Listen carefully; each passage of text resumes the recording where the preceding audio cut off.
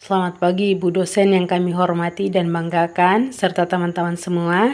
Kami ucapkan terima kasih atas kesempatan yang diberikan kepada kami untuk mempresentasikan hasil proyek akhir dari mata kuliah Design Thinking yang dibimbing oleh Ibu Dr. Lydia Sandra MPC Psikolog. Kami dari kelompok Kultek yang beranggotakan teman saya Rini Francisca dengan NIM 5121021. Selanjutnya rekan saya Rinta Pratia Wulandari dengan NIM 5121022 dan saya sendiri Rizka Silva Adriana Tabuni dengan NIM 5121023. Tema yang kami angkat hari ini adalah Kultek, solusi pengenalan diri untuk mengatasi overthinking pada mahasiswa. Kami mengangkat topik ini karena overthinking bukan hanya istilah populer, tetapi kenyataan yang sering dialami oleh mahasiswa. Cemas, bingung, dan kurang percaya diri. Hasil observasi dan wawancara kami menunjukkan bahwa salah satu penyebabnya adalah kurangnya pengenalan diri. Oleh karena itu, kami merancang Cool Mind Technology atau Cooltech sebagai solusi digital yang mendukung mahasiswa memahami diri dan mengelola pikiran secara lebih sehat. Saya akan memulai dengan latar belakang masalah dan setelah itu akan dilanjutkan oleh rekan saya. Pendahuluan. Mahasiswa sering mengalami overthinking, yaitu kecenderungan berpikir berlebihan yang menimbulkan kecemasan dan stres. Kondisi ini berdampak negatif pada kesehatan mental serta menurunkan produktivitas, seperti akademik maupun sosial. Salah satu penyebab utamanya adalah overthinking, yaitu kurangnya pengenalan diri seperti pemahaman terhadap nilai-nilai, minat, dan kekuatan yang mereka miliki. Akibatnya, mahasiswa sering mengalami kebingungan dalam mengambil keputusan, kehilangan arah, dan kesulitan dalam mengelola pikiran serta emosi. Tekanan sosial, ekspektasi keluarga, serta minimnya edukasi tentang tipe otak dan potensi diri turut memperparah kondisi ini. Selanjutnya empathize, yaitu memahami pengguna.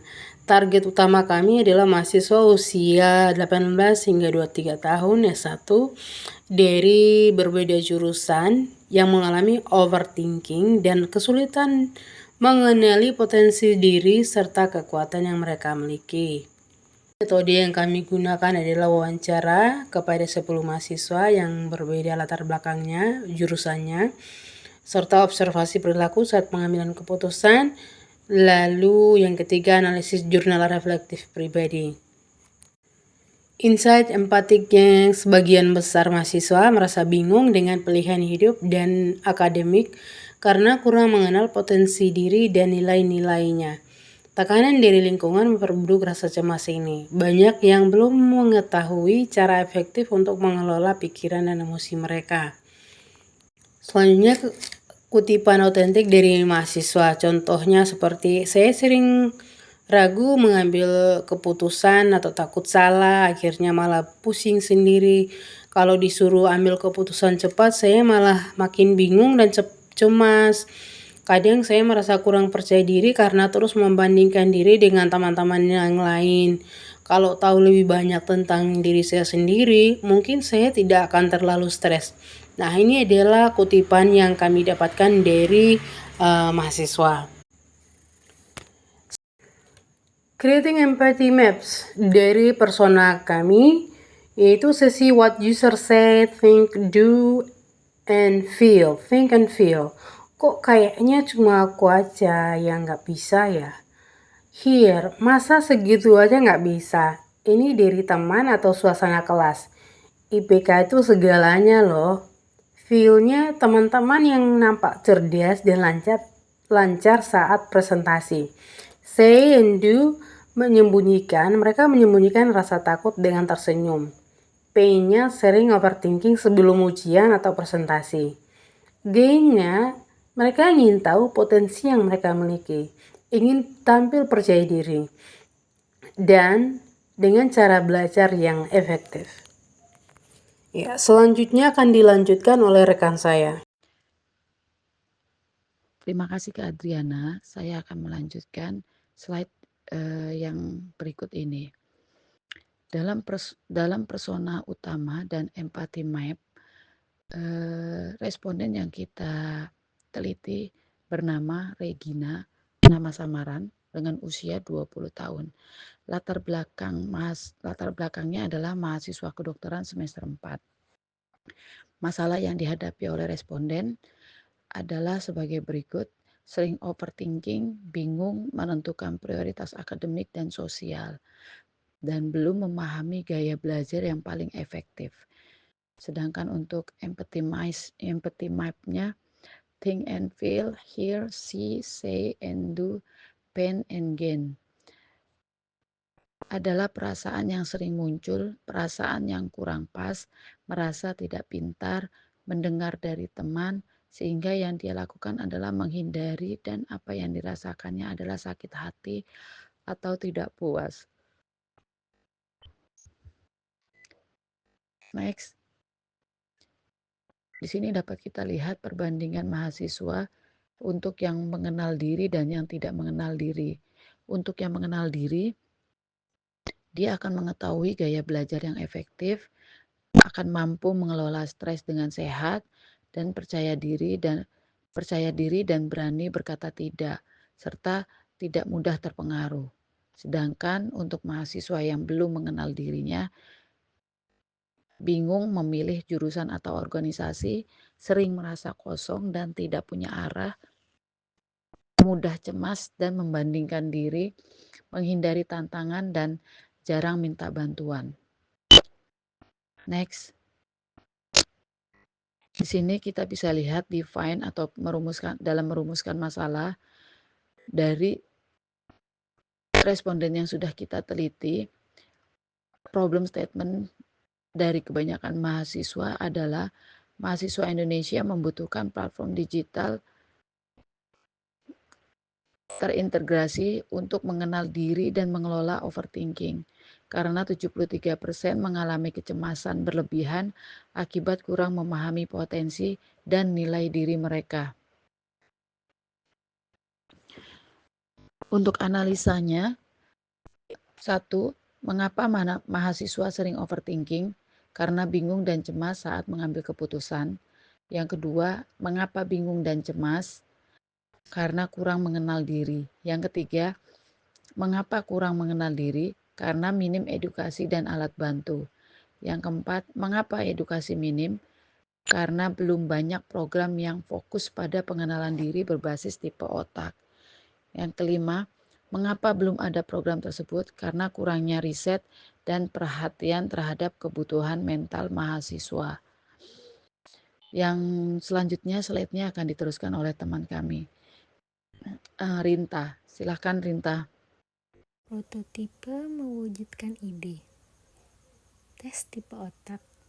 Rekomendasi gaya belajar dan latihan mindfulness, bidang peminatan yang cocok atau pekerjaan dan juga pasangan hidup.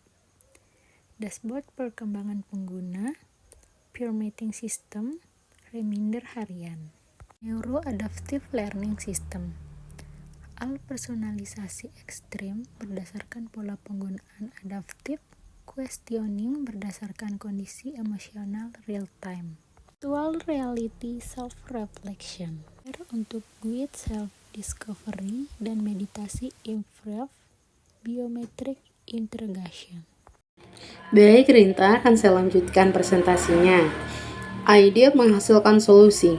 Pada tahap Ideat ini, kami menggunakan beberapa metode kreatif seperti brainstorming terbuka, mind mapping, brainwriting, dan Crazy Eights yang dilanjutkan dengan teknik pengembangan Ideas Camper. Hasilnya, kami berhasil merumuskan 18 ide awal yang kemudian kami saring dan kembangkan lebih lanjut. Berikutnya, evaluation matrix, yaitu pemilahan ide berdasarkan kriteria. Untuk menilai ide-ide tersebut, kami menggunakan evaluation matrix berdasarkan 4 kriteria. Yang pertama adalah feasibility, yaitu kemungkinan untuk diterapkan. Kemudian impact, dampak terhadap pengguna. Yang ketiga innovation, yaitu tingkat kebaruan. Yang keempat adalah resources needed, yaitu sumber daya yang diperlukan. Ide pertama adalah cool tech app, feasibility-nya tinggi, impact-nya tinggi, innovation-nya tinggi, dan resources needed-nya tinggi. Ide kedua adalah peer mentoring. yaitu visibility-nya sedang, impact-nya sedang, inovasinya sedang, dan resources needed-nya rendah. Yang ketiga adalah workshop offline, yaitu visibility-nya tinggi, impact-nya sedang, inovasinya rendah, dan resources needed-nya tinggi. Berdasarkan itu, ide pertama atau ide utama yang kami kembangkan adalah aplikasi Cooltech atau yang berbasis web. Yang kedua, workshop dan seminar pengenalan diri. Yang ketiga adalah komunitas online. Ya, berikutnya solusi yang terpilih, yaitu yang pertama Cooltech. Kami memilih Cooltech sebagai solusi utama karena berbagai keunggulan. Yang pertama, aksesibilitasnya tinggi, bisa dibuka dari mana saja baik lewat laptop maupun handphone. Yang kedua, ada fitur personalisasi berdasarkan tipe otak. Jadi pengguna bisa mendapatkan saran atau latihan sesuai dengan cara berpikir mereka. Selain itu, kami juga menyediakan latihan praktis manajemen stres seperti journaling, refleksi harian, dan fitur self-check sederhana. Dan yang menariknya, website ini juga menyediakan fasilitas konsultasi dengan pembedah atau mentor, sehingga pengguna bisa mendapatkan arahan yang lebih personal. Meskipun masih berbasis web, tapi Cooltech ini berpotensi dan dikembangkan ke versi aplikasi mobile di masa yang akan datang, sehingga jangkauannya bisa semakin luas. Ide non-digital sebagai pelengkap dari solusi digital. Kami juga merancang ide non-digital yang mendukung. Yang pertama adalah program mentoring antar mahasiswa, di mana senior membimbing junior dalam hal pengenalan diri dan pengelolaan stres. Yang kedua adalah gamifikasi offline, yaitu seperti kartu pencapaian atau tantangan kelompok, yang bisa memotivasi pengguna secara nyata dan menyenangkan. Selanjutnya akan dilanjutkan oleh rekan saya Rinta, silakan. Refleksi kelompok. Kami belajar untuk benar-benar berempati saat mendengarkan cerita pengguna, bukan sekedar menganalisis dari luar. Melalui proses design thinking, kami bisa memahami lebih dalam kebutuhan dan perasaan mahasiswa yang mengalami overthinking. Kami juga menjadi sadar bahwa masalah overthinking ternyata sangat umum dialami mahasiswa, termasuk kami sendiri. Design thinking mengajarkan kami bahwa solusi yang tepat tidak datang dari jawaban instan, tapi dari proses bertahap yang dimulai dari pemahaman pengguna. Demikian presentasi yang kami sampaikan. Apabila terdapat banyak kesalahan atau kekurangan, mohon dimaafkan. Dan apabila ada pertanyaan yang ingin disampaikan, kami persilahkan.